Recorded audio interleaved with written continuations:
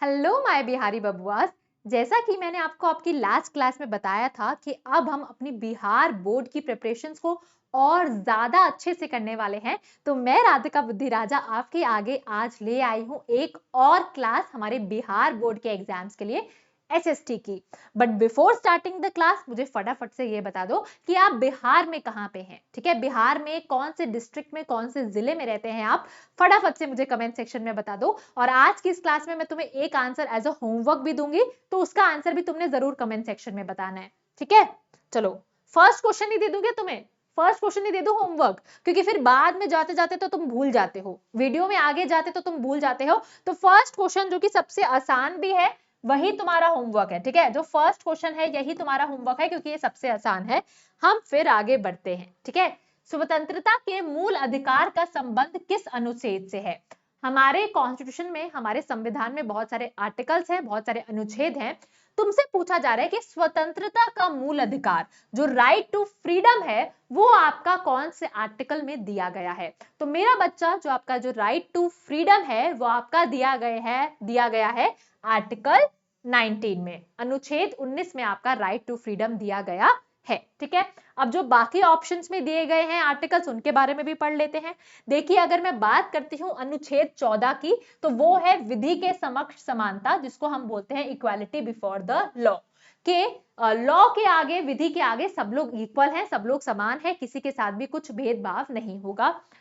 अनुच्छेद 15 क्या है? धर्म, मूल वर्ण, जाति, लिंग या जन्मस्थान के अधिकार पर भेदभाव का निषेध। बेसिकली राइट अगेंस्ट डिस्क्रिमिनेशन, जो है कि आपका के साथ कोई भी डिस्क्रिमिनेशन नहीं होगा, कोई भी भेदभाव नहीं होगा धर्म, मूल वर्ण, जाति, लिंग या फिर जन्मस्थान के आधार पर।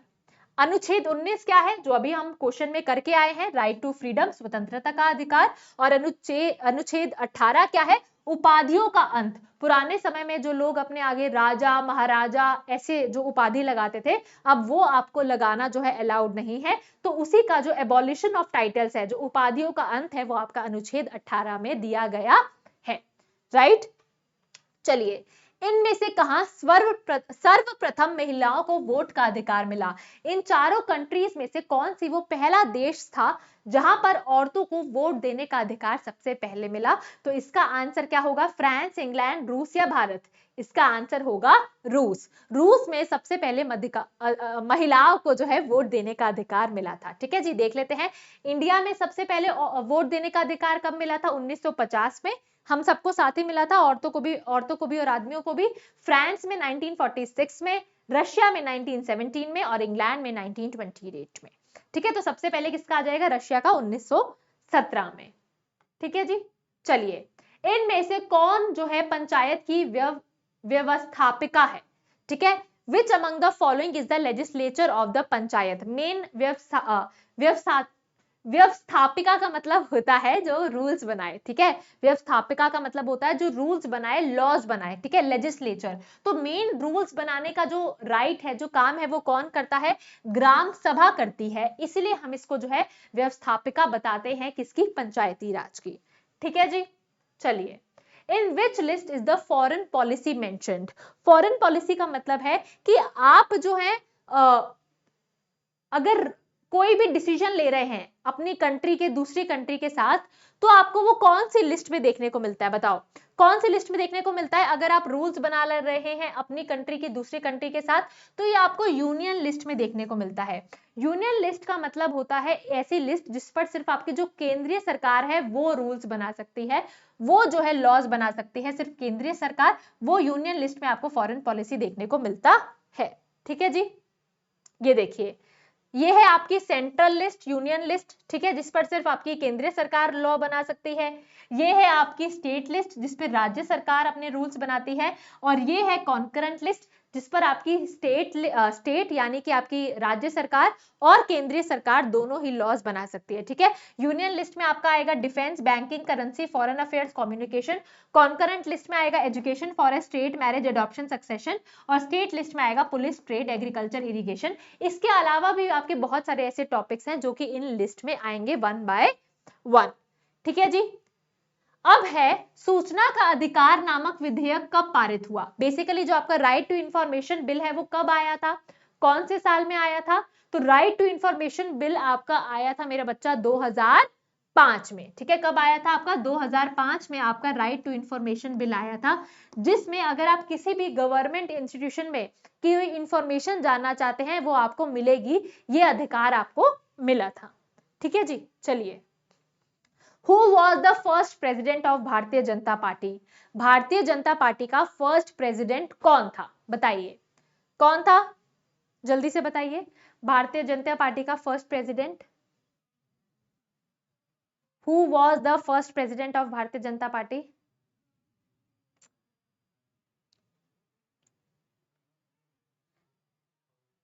बताइए। चलिए, वेरी गुड। हाँ चलो, ये तुम होमवर्क में कर दो, फिर एक काम करो, होमवर्क में कर दो, अगर सभी को आता ही है तो होमवर्क में कर दो। अच्छा अच्छा, मैंने आंसर दिया हुआ है क्या? ओहो, ये तो मैंने आंसर दिया हुआ है, चलो कोई नहीं। The first president of the Bharatiya Janata party was Atal Bihari Vajpayee, who was elected as the founding president in 1980 when the party was formed, leading it until 1986 before LK Advani took over। तो सबसे पहले जो हमारा बीजेपी के जो प्रेसिडेंट थे वो अटल बिहारी वाजपेयी थे। कब बने थे? 1980 में बने थे, जब ये पार्टी बनी थी। इसके बाद जो है LK आडवाणी जो है प्रेसिडेंट बन गए थे बीजेपी के। ठीक है जी, चलिए। Which of these party was merged with Janata Dal United? इनमें से वो कौन सी पार्टी है जो जनता दल यूनाइटेड के साथ मर्ज हो गई थी? ठीक है, इनमें से किस पार्टी का विलय जनता दल यूनाइटेड से हुआ था? बताइए क्या है इसका आंसर? समता पार्टी। कौन सी पार्टी है? समता पार्टी है। ठीक है जी, जो कि जनता दल के साथ मिल गई थी, उसका विलय हो गया था। by which constitutional amendment the word secular was added to the preamble of the constitution? किस संवैधानिक संशोधन द्वारा संविधान की प्रस्तावना में धर्म निरपेक्ष शब्द को जोड़ा गया? बताइए। धर्मनिरपेक्ष जो आपका शब्द है वो हमारा जो संविधान में जोड़ा गया था, संविधान की प्रस्तावना में जोड़ा गया था, वो कौन से संशोधन से, कौन सी अमेंडमेंट से जोड़ा गया था? तो आई गेस ये हम सबको पता है कि जो हमारी 42nd अमेंडमेंट थी उससे, उस अमेंडमेंट से, ठीक है, उस अमेंडमेंट से जो है हमारा जो वर्ड है धर्मनिरपेक्ष वो संविधान की प्रस्तावना में जोड़ा गया था। इसके अलावा एक दो चीजें और हैं वो भी पढ़ लेते हैं कि 42वां संविधान संशोधन अधिनियम 1976 में जो आया था को इसके व्यापक और विवादास्पद प्रकृति के कारण मिनी कॉन्स्टिट्यूशन भी कहा जाता है। तो हमारा जो ये 42nd अमेंडमेंट है, ठीक है, जो ये 42वां संशोधन है, इसको मिनी कॉन्स्टिट्यूशन के नाम से भी जाना जाता है। इसके तहत तीन शब्द जो है हमारी प्रस्तावना में जोड़े गए थे, प्रियम्बल में जोड़े गए थे। सोशलिस्ट जिसको समाजवादी कहते हैं, सेकुलर जिसको पंथ निरपेक्ष कहते हैं, निरपेक्ष कहते हैं, इंटीग्रिटी जिसको अखंडता कहते हैं, ये शब्द जोड़े गए थे हमारे प्रियम्बल में, या फिर बोल सकते हैं हमारे प्रस्तावना में। ठीक है जी, चलिए। इनमें से कहां पर एकात्मक शासन व्यवस्था है? यूनिटरी गवर्नमेंट, ठीक है, जहां पर अलग अलग स्टेट्स की अलग अलग गवर्नमेंट नहीं होती है तो सेंट्रल गवर्नमेंट के अंदर, केंद्रीय सरकार के अंडर नीचे काम करती है। तो यूनिटरी गवर्नमेंट आपको कहां देखने को मिलती है मेरे बच्चा? श्रीलंका में देखने को मिलती है। कहां देखने को मिलती है यूनिटरी गवर्नमेंट? श्रीलंका में देखने को मिलती है। ठीक है जी, चलिए। नेक्स्ट इज, इनमें से किस राज्य को विशेष दर्जा प्राप्त है? हमारी कंट्री में, हमारे देश में कुछ स्टेट्स हैं जिनको कुछ विशेष दर्जा प्राप्त है आर्टिकल 371 के तहत। ठीक है, आर्टिकल 371 के तहत कुछ हमारी ऐसी स्टेट्स हैं जिनको कोई विशेष दर्जा प्राप्त है। तो आपने बताना है उनमें से कौन सी एक स्टेट इनमें लिखी हुई है ऑप्शंस में। वैसे बहुत सारी स्टेट्स हैं, कोई एक नहीं है कम से कम 7-8, बट इनमें से कौन सी है वो? इनमें से कौन सी हो जाएगी बेटा? अरुणाचल प्रदेश। ठीक है, अरुणाचल प्रदेश। तो अनुच्छेद 371H भारतीय संविधान के भाग 11वें के अंतर्गत आता है और अरुणाचल प्रदेश 11वें नहीं, सॉरी 21वें, ठीक है, 21वीं के तहत आता है और अरुणाचल प्रदेश से संबंधित विशेष प्रावधान प्रदान करता है। ठीक है जी, ओके, चलिए आगे बढ़ते हैं नेक्स्ट पर। केंद्र में पहली बार गैर कांग्रेसी सरकार का गठन किसकी अध्यक्षता में हुआ? बताइए। इंडिया में बहुत सालों तक कांग्रेस की सरकार चल रही थी जब से इंडिया को आजादी मिली थी, लेकिन सबसे पहले गैर कांग्रेसी सरकार इंडिया में किसके अंडर आई थी? मोरारजी देसाई की चेयरमैनशिप के अंडर आई थी। ठीक है, मोरारजी देसाई की चेयरमैनशिप के अंडर, राइट। भारत में केंद्र स्तर पर पहली बार गैर कांग्रेसी सरकार का गठन 1977 में जनता पार्टी द्वारा किया गया। इस सरकार के प्रधानमंत्री मोरारजी देसाई बने, जो भारत के पहले गैर कांग्रेसी प्रधानमंत्री थे। ठीक है जी, चलिए। पानी के निजीकरण के कारण कहां जन संघर्ष हुआ था? बेसिकली पानी को प्राइवेटाइज कर दिया था कि अब सरकार तुम्हें पानी नहीं देगी सस्ते में, प्राइवेट कंपनीज देंगी। तो ये जो पानी के लिए जो प्राइवेटाइजेशन का जो स्ट्रगल था, ये कहां हुआ था मेरा बच्चा? बोलिविया में हुआ था। कहां हुआ था? बोलिविया में हुआ था। ठीक है जी, कहां हुआ था? बोलिविया में। संविधान सभा का गठन कब हुआ था? इंडिया में कॉन्स्टिट्यूएंट असेंबली कब बनाई गई थी बेटा? 1946 में। कब बनाई गई थी? 1946 में। ठीक है। बिहार पंचायती राज में औरतों के लिए, महिलाओं के लिए कितने प्रतिशत आरक्षण का प्रावधान है? अब यहाँ पर थोड़े बच्चे कंफ्यूज मत हो जाना, वैसे अगर आप बिहार से हैं तो आपको पता ही होगा कि बिहार में महिलाओं के लिए कितने प्रतिशत आरक्षण है। बताइए, पंचायती राज में 50%। ठीक है, कितने प्रतिशत है? 50%। ओके जी, ओके। वैसे अगर मैं इंडिया की बात करती हूँ तो 33% की बात होती है, बट बिहार में 50% सीट्स रिजर्व्ड है औरतों के लिए। Who is the head of village court? Village का जो कोर्ट है, ठीक है, जो ग्राम कचहरी है, उसका प्रधान कौन है? ग्राम कचहरी का जो प्रधान होता है वो होता है सरपंच। कौन होता है? सरपंच होता है। ठीक है जी, चलिए। यूनान को एक स्वतंत्र राष्ट्र कब घोषित किया गया? ग्रीस को, यूनान को एक स्वतंत्र राष्ट्र कब घोषित किया गया? 1832 में। ठीक है, 1832 में यूनान को जो है एक स्वतंत्र राष्ट्र घोषित किया गया था। और किससे किससे स्वतंत्र हुआ था? ऑटोमन एम्पायर से। ठीक है, ऑटोमन एम्पायर से जो है ये अलग हुआ था। ठीक है जी, चलिए।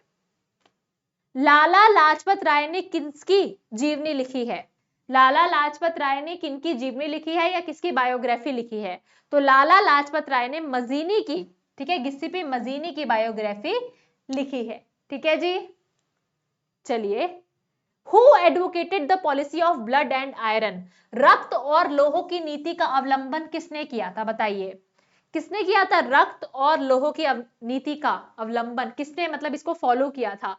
बिस्मार्क ने। ठीक है, ऑटोवन बिस्मार्क जो थे वो इस ब्लड एंड आयरन पॉलिसी को, या फिर बोल सकते हैं रक्त और लोह की पॉलिसी को जो है इन्होंने अपनाया था। ठीक है, लास्ट क्वेश्चन है आज का। राइन राज्य संघ का निर्माण किसने किया था? Who created the Confederation of Rhine states? ये किसने किया था 39 राइन स्टेट्स का? नेपोलियन बोनापार्टे ने। अब आपको यहां तक अगर किसी भी क्वेश्चन में डाउट है तो मुझे जरूर बताना, कोई शंका है, कोई परेशानी है, कोई ग्लानि है तो जरूर बताना। और बहुत सारे बच्चे कह रहे थे कि मैम आपकी लैंग्वेज बिहार जैसी नहीं है। अरे बिहार जैसी नहीं है तो हिंदी तो बोल रही हूँ ना, इतनी तो समझ में आ जाएगी। और बिहार की जो लैंग्वेज है ना वो बहुत अच्छी तो है, वो डायलेक्ट है, राइट। बट मुझे लगता है कि अगर आप पढ़ रहे हैं, पढ़ने के लिए पेपर आपका हिंदी में ही आएगा, है ना, बिहारी में आप लिख नहीं सकते, वो आएगा हिंदी में ही। तो हिंदी में अपनी पढ़ो, मेहनत करो, इस बार आपको अच्छे मार्क्स लाने का कोई भी बहाना नहीं चलेगा। थैंक यू, और जरूर बताना क्लास कैसी लगी। ठीक है।